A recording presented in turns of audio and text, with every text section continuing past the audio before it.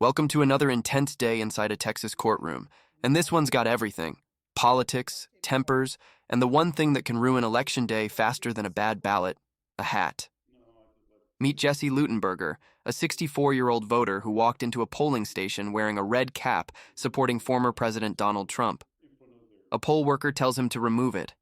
Tensions rise, and suddenly this isn't about voting, it's about assault charges. But here's what makes this case fascinating.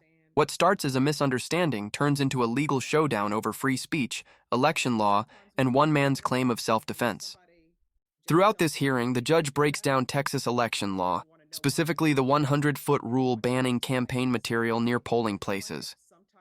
Watch how Jesse tries to justify his actions, claiming confusion and harassment, while the court sticks strictly to the statute. The energy here is electric, a perfect collision of politics, pride, and the law.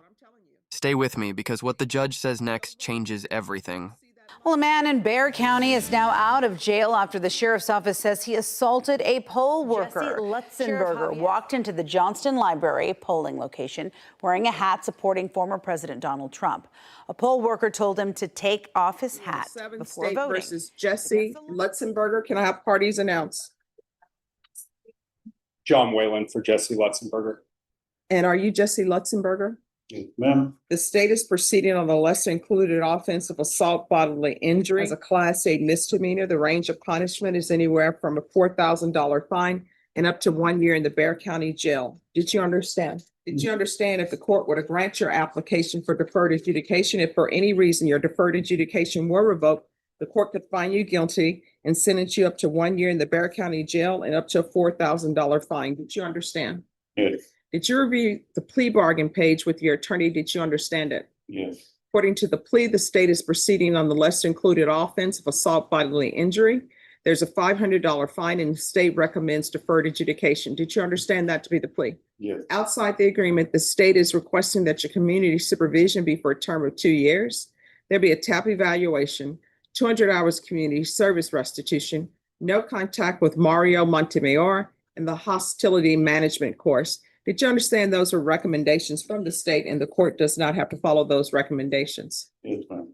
Then to the lesser included offense, how do you plead? Guilty, not guilty, or no contest? No kind Are you proceeding with sentencing? of, we are, yeah. Anything you wish to say on behalf of your client? Just that we wish that you follow the agreement, Your Honor. All right, what were your issues that day? Were my issues that day? Yes. Well, I couldn't believe it was happening because all I wanted to do was go vote. No, the problem was not you going to vote. And I will tell you, I teach campaign and election law. And when people at a location tell Here the judge steps into full professor mode, literally teaching campaign and election law mid-hearing. She clarifies something most voters never think about. Once you cross that 100-foot marker at a polling place, your right to express political support stops. It doesn't matter if it's a hat, shirt, or sticker. It's considered electioneering. That law exists to protect voter neutrality inside polling zones. What's interesting is Jesse's defense. It wasn't posted anywhere. The judge shuts that down fast because ignorance of the law isn't a legal excuse. Viewers, be honest. Have you ever seen someone wearing campaign gear inside a polling place and wondered if that's even allowed? Now you know in Texas, it's absolutely not. They had already harassed me in 2 other previous times that I went to go vote in a different location. Was again there. I walked away from him twice, 2 other times when he was verbally harassing me. Okay, this is the 3rd time. And this 3rd time, I walked away from him again twice. He would not let me walk out of that place without harassing me and getting physical with me. All right, so That's what my wife was trying to. let me tell you what it says in here. And I go by this document. It says that the complainant went on by explaining that as part of his duties, he is supposed to advise voters that they are not permitted to wear or display candidates on their person while they are on the polling premises.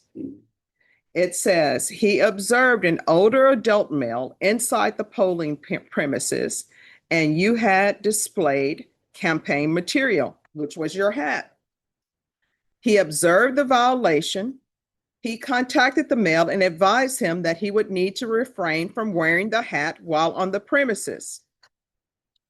The complainant explained that the male complied with his instructions while he was voting, but then put the hat back on as he was making his way to exit the premises. At the time, the male was still inside the building and clearly well within the premises. Due to still being well within the premises, he approached you again and advised you to remove the hat while he was on the premises. The male, that's you, explained that he was on his way out and refused to comply.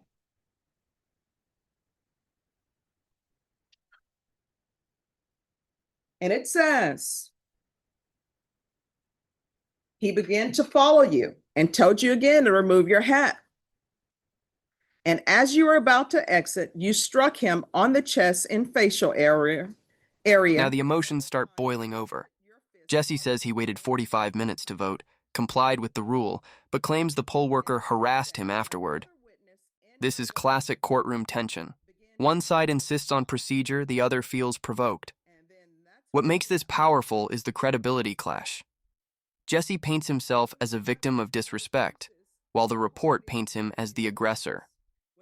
Notice how the judge listens but constantly brings it back to documented facts. She leans on the police report, not emotion. That's the difference between courtroom storytelling and courtroom evidence. Quick question for you. Do you think Jesse was genuinely provoked, or is this just frustration spiraling into violence? For a jury trial, because I go specifically by what's in the police reports. And there's a reason why this says waiver consent to stipulation of testimony and stipulations. You know what that means? That means that everything is in this document. You're stipulating that it is true and correct. And this is what it says. I, Jesse Lutzenberger, do hereby judicially confess and admit that I intentionally and knowingly in Bexar County, Texas, on or about the 24th of October, 2024, did intentionally and knowing cause injury to the complainant by striking the complainant with the hand of the defendant and by pushing the complainant with the hand of the defendant. That's, you stipulated to that and said it's true. Anything about him punching at me first? What I'm telling you is you're saying this is true. You've stipulated to this. Now, if you're saying he punched you first, then maybe you want a jury trial and you want to say it's self-defense. It's on video. The only reason why I'm accepting that, because I don't have the money to continue. Or of course I would defend myself. All right, does he want a jury trial? No, we're accepting the plea. Oh, is your wife, is somebody here? My wife is here. Oh, she said, no, you don't want a jury trial. Okay, no. All right. Your Honor, if I may, I believe that, look, point being, there's, as you stated, that's completely clear. The law is the law. I think that there was a fundamental miscommunication and understanding as far as how it was proffered to him at that time. I think that realistically, the way people speak, someone told him, take off the hat while you're voting. I think in his head, that's what he believed. Hey, take the hat off. I'm walking out the door. I'm basically at the double doors. I can put the hat back on. Understanding clearly that is still in violation of the law. But I want to make clear, it's not like the statute book was not pulled out and read to him at this time to understand the 100 feet. Again, it's not an excuse, but I think where his mind was coming at, he had finished voting, he had waited the 45 minutes and he was leaving. And then he had an individual come up and approach him. Just to give some context, it's not change, obviously, the law itself or your viewpoint of this, but I want to. Well, I mean, my viewpoint is the stipulations that I've received. Understood. Right here, the judge lays down one of the most striking reality checks you'll hear all day. She's not yelling. She's educating through accountability. Her tone shifts from calm to firm, pointing out that the poll worker was simply doing his job. They're not even paid enough for somebody to be hitting on them. That line hits hard. This is the moment the courtroom dynamic flips. The judge reframes the story from politics to personal responsibility. It's no longer about Trump hats or voting booths. It's about anger management and respect. She sees through Jesse's "I was defending myself" narrative and exposes it as emotional impulsivity. And honestly, this is where many defendants lose the room. Not through what they did, but how they justify it. Georgia, it happened in South Carolina, I think, and the people still got to go and went on their way. Well, Different place, right? This Texas, all right. Ms. Abrams will speak to you. Okay. All right, thank you. We've now reached the legal crossroads. The judge offers Jesse a jury trial, which could let him argue self-defense, but he declines, citing financial limitations.